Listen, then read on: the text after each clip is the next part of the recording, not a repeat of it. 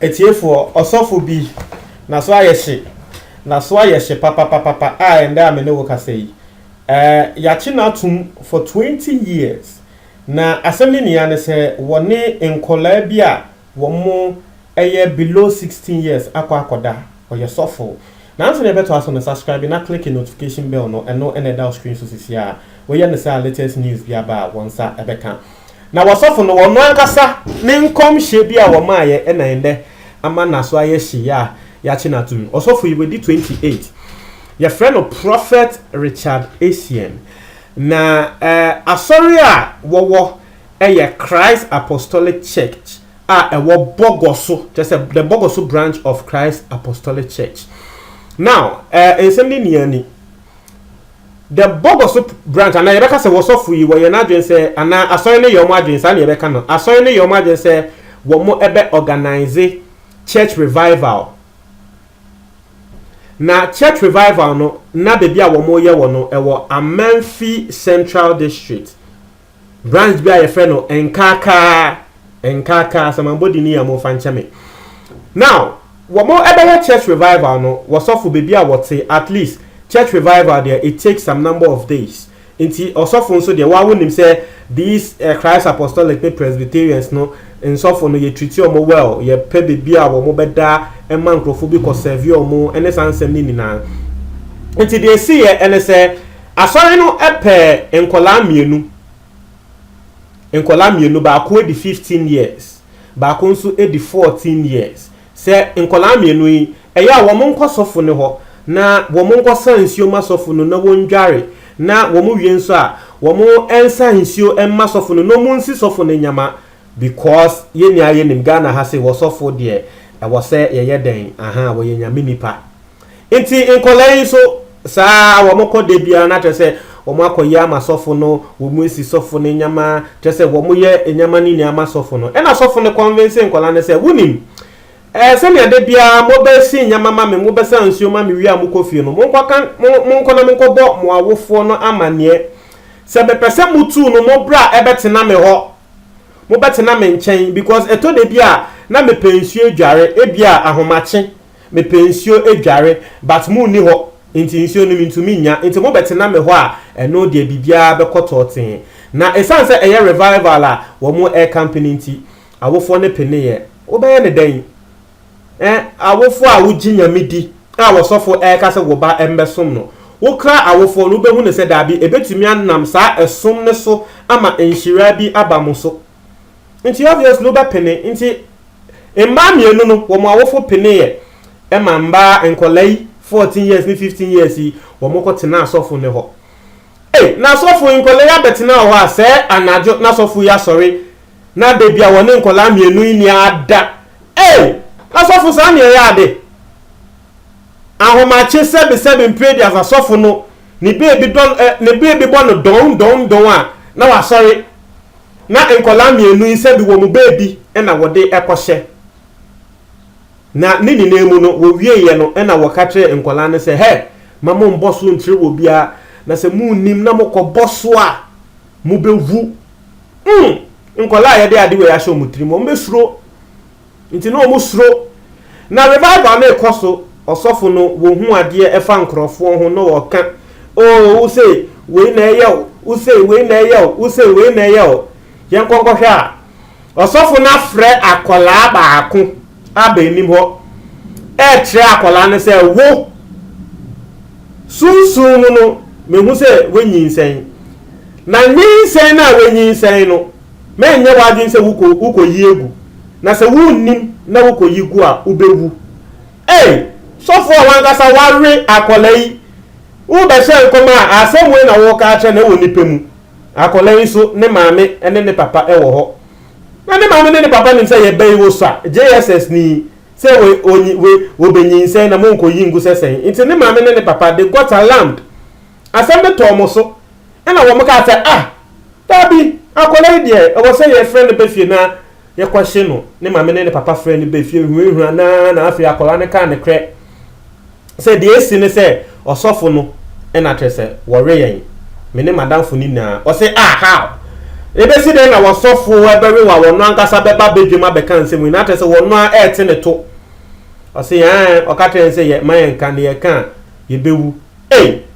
ena maame ne papa ka se da bia asemu edie esonsin no mo nti wo de bekọ akodan police for ne kre wo mo kọ no mo de asem no ekodan police for ena police for ekofa asofo yi wo mo ye hwehwemu a ena asofo na ankasa ne numuto wo mo kọ pie court ewo takwa circuit court no wasofo no se ne kre enkolai woni omo ada wasre wanhye da wa wonim se ne yebeka no eyebonsam wanhye da na wono wo yesofo wakase wonka ne kre na woboa wetumi anhye na kono so ema woni enkola menu yi akoda enti ne kre na Ghana mbranso so de defilement 10 years na defilement no na nkrofo nti ase se obie di 16 and below minim se 16 kan wa but je nim se below 16 o de enka ne sa